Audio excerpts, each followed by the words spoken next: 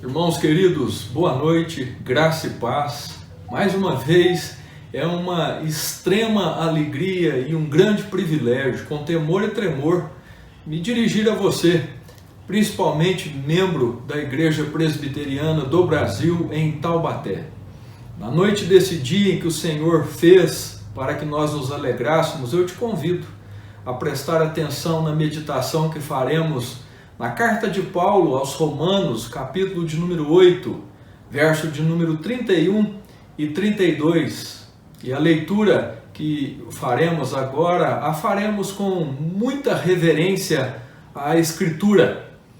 Que diremos, pois, à vista destas coisas? Se Deus é por nós, quem será contra nós? Aquele que não poupou o seu próprio filho, antes por todos nós o entregou, porventura não nos dará graciosamente com ele todas as coisas? Que Deus abençoe a sua palavra e também a você que está nos acompanhando de casa. Os puritanos, meus irmãos queridos, diziam que aqui está o degrau mais elevado da escada de consolo, que o apóstolo Paulo vem subindo desde o capítulo 1, com mais propriedade, o verso de número 16, quando ele diz que não se envergonha do Evangelho.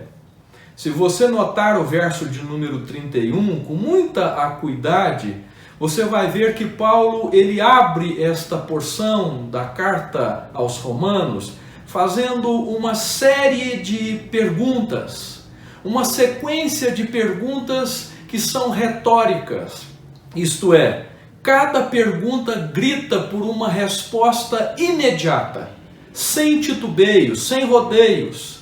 Deus espera que todos nós, ao ouvirmos estas perguntas, não façamos conta. Pelo contrário, demos uma resposta imediata.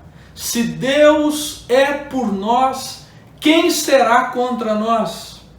A despeito das ameaças. E observem, meus irmãos queridos, que aqui está uma afirmação de que existem adversários em nossa jornada, no nosso horizonte, fora de nós, dentro de nós. Os versos de número 35 a 36, lemos Paulo expressando esta verdade: quem nos separará do amor de Cristo? Será tribulação, angústia, ou perseguição, ou fome, ou nudez, ou perigo, ou espada? Como está escrito: por amor de ti somos entregues à morte o dia todo, fomos considerados como ovelhas para o matadouro. Paulo faz aqui uma lista de alguns destes terríveis adversários contra nós. E nessa lista seleta, observe, irmão e irmã, uma lista que não é exaustiva, que ele apresenta as mais violentas formas de oposição aos eleitos de Deus. Todavia, nenhum destes adversários listados aqui pelo apóstolo Paulo, por mais feio ou poderoso que ele seja, eles não têm poder nenhum sobre nós. Visto que a argumentação de Paulo é que todas as coisas cooperam para o bem daqueles que amam a Deus. Verso de número 28 deste capítulo, Paulo diz: temos experimentado que todas as coisas cooperam para o bem daqueles que amam a Deus, daqueles que são chamados segundo o seu propósito. Ele começa esse capítulo de número 8 dizendo que já não há nenhuma condenação para aqueles que estão em Cristo Jesus. No capítulo de número 7, ele termina dando graças a Deus por Cristo Jesus. No português bem claro, o que Paulo está expressando aqui para nós, irmãos queridos, é que não há nenhum azar ou sorte nesta vida para todos os eleitos de Deus. É como se Paulo estivesse dizendo aqui: visto que Deus é por nós, e o versículo de número 31 do capítulo 8, ele diz: se Deus é por nós, Esta expressão "se" não denota dúvida, é certeza. Desde que Deus é por nós, diz o apóstolo Paulo, quem será contra nós? Em outras palavras, Paulo está dizendo a nós, quem pode deter ou frustrar os planos de Deus, as dívidas, as doenças, os problemas de ontem, os problemas do hoje, do amanhã, a falta de dinheiro, a falta de recursos, a falta de saúde, de esperança. Leia Daniel, capítulo de número 4, verso de número 35. Leia o livro de Jó, capítulo 42, versículo de número 2. Leia também o livro do profeta Isaías, capítulo 43, versículo 13. E observem que nada poderá, visto que Deus é por nós.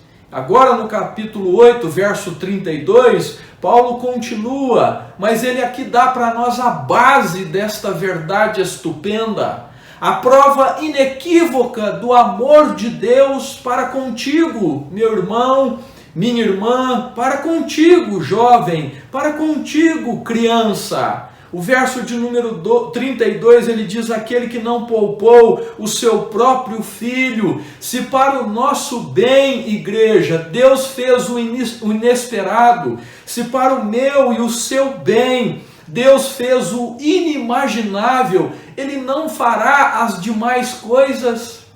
Aquele, o sujeito a quem Paulo está referindo-se aqui, é ao Pai, é ao Deus Todo-Poderoso que nós, a cristandade reformada, bíblica, bendizemos.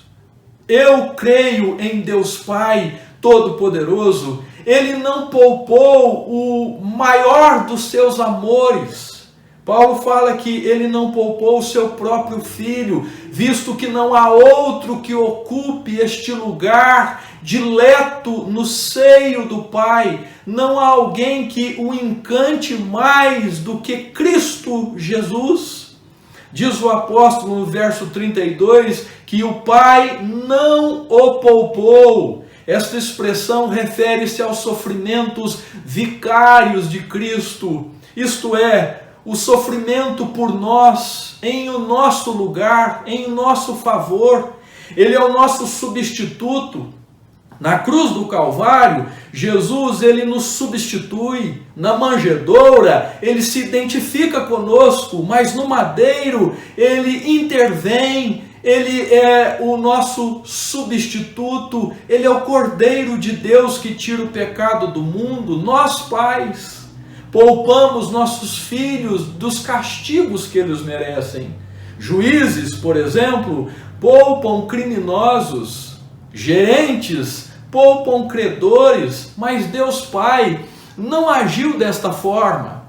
Em Isaías 53, versículo de número 10, nós lemos que agradou ao Pai moê-lo. Vemos, meus irmãos, nas Escrituras que não houve alívio para Cristo. Ele foi moído com irrestrita intensidade. Em Isaías 53, versículo de número 5, nos diz o profeta que o castigo que nos traz a paz estava sobre ele. Deus, o Pai, não poupou Deus, o Filho, por nós. Mas tudo isso foi feito no mais profundo, misterioso e perfeito amor. Por isso Paulo diz, antes, por todos nós o entregou. Não foi Judas por dinheiro, não foi Pilatos por temor e ódio, não foram os judeus por inveja que o entregaram, não foram os judeus, a turba, os sumos sacerdotes que o entregaram para ser crucificado, não, foi Deus, o Pai, por amor de nós. E esta verdade, meus irmãos queridos, Pedro a pregou em Atos, capítulo de número 2, verso de número 23, que Deus o entregou, o Pai, segundo os seus propósitos eternos, aos seus desígnios eternos, entregou o seu Filho por amor a nós. Tudo isso nos leva a mais uma pergunta, diz o apóstolo Paulo no verso de número 32. Porventura, não nos dará o Pai graciosamente com o Filho todas as coisas? Novamente, você deve abrir a sua boca agora mesmo e dizer aí na sua casa, para que seus vizinhos ouçam, seus filhos ouçam, seu cônjuge ouça bem alto: sim, graças a Deus por Jesus Cristo, nosso Salvador. Deus nos dará graciosamente ainda todas as coisas. A pergunta é, meus irmãos, arrebatadora. É para realçar de modo vigoroso quão inconcebível, o quão patética é a ideia oposta. Blasfêmia. O propósito é nos impressionar com a incontestável certeza de que Deus fará com que todos nós, os eleitos, cheguemos lá na sua glória, para o louvor, para o beneplácito do louvor da sua glória e graça. A maior dádiva de Deus Pai à igreja, agora mesmo, é descrita aqui, e é Jesus Cristo. Não é a nossa cura, não é o nosso livramento momentâneo, não é a nossa prosperidade financeira. A maior bênção da igreja, a maior bênção das famílias da aliança é Cristo Jesus. Ele é a maior bênção jamais dada à terra. Ele é mais que a salvação, Ele é mais que a glória, Ele é mais que o próprio céu. Tão maravilhosa é esta graça, que todas as demais graças procedem dela, nos serão dadas graciosamente com Ele. Por isso Paulo diz: aquele que não poupou o seu próprio filho, antes por todos nós o entregou, porventura não nos dará graciosamente com Ele todas as coisas? Com Ele. Fora ou a parte de Jesus não há nada para você. Fora ou a parte de Jesus não há nada a não ser condenação. Leia o Evangelho de João, capítulo 3, a partir do verso de número 16. Vai lendo, e não termine até chegar no verso de número 36. Esta expressão, meus irmãos, do apóstolo Paulo, aqui elencada a nós, com Ele, esta expressão precisa ser apreciada por nós com temor e tremor. Jesus nos foi dado, sua pessoa e obra é a suprema demonstração do amor de Deus Pai por nós. Paulo olha para os demônios, Paulo está olhando para todos os juízes de toda a terra, Paulo está olhando para todos os magistrados, para todas as comarcas, para todas as leis e lançando uma pergunta estupenda: se Deus é por nós, quem será? Se Deus é por você, quem será contra você? Quem será contra nós? Deus Pai, que não poupou o seu próprio Filho. Que consolo, meus irmãos. Que tremendo consolo para nós na noite deste dia. Isto te basta? Isto é suficiente para você? Será que Deus faria menos a seus filhos adotivos do que Ele fez para seus inimigos? Com certeza não faria. Deus não faria menos aos seus filhos que Ele graciosamente adotou em Cristo Jesus, que outrora eram seus inimigos. Não, Deus não faria menos. Por isso eu termino na noite desse dia lembrando do hino de número 88 do nosso Inário Novo Cântico. Pena que nós não temos aqui o presbítero James para entoar este hino e levar nossas almas à presença do Senhor. Mas o hino de número 88, Amor Perene, em todas as estrofes o cantor ali diz: meu Deus, que amor, meu Deus, que antigo amor. Dr. Mark Lloyd Jones, um servo comprometido com a graça e a glória do Senhor, um homem de dores, mas apaixonado por Cristo. Este homem ousou expor a carta aos romanos e a fez de uma forma singular. Ele pregou o seu primeiro sermão na carta de Paulo aos Romanos no dia 7 de outubro de 1955. E ao longo de 13 anos ele palmilhou, ele escaneou verso a verso desta carta impressionante. 13 anos, terminando no ano de 1968. Mas ao concluir o versículo de número 31 e 32 do capítulo 8, Lloyd Jones diz o seguinte, abre-se aspas, apeguem-se a cada palavra dessa passagem, não cedam nada, nenhuma letra de nenhuma palavra. Se quiserem ver algo da glória, se realmente quiserem conhecer algo do amor de Deus, e se quiserem ter uma certeza inabalável, agarrem-se a cada detalhe, a cada palavra, a cada letra. Aprendam a conceituar a sua salvação em termos da mente e do propósito eterno de Deus. Voltem-se para a lógica de Deus. Fecha-se aspas. Que Deus te abençoe em Cristo Jesus. Eu continuo com saudade de você, IPT, Igreja Amada, e orando por cada família. Um beijo no seu coração, que Deus te abençoe e até breve.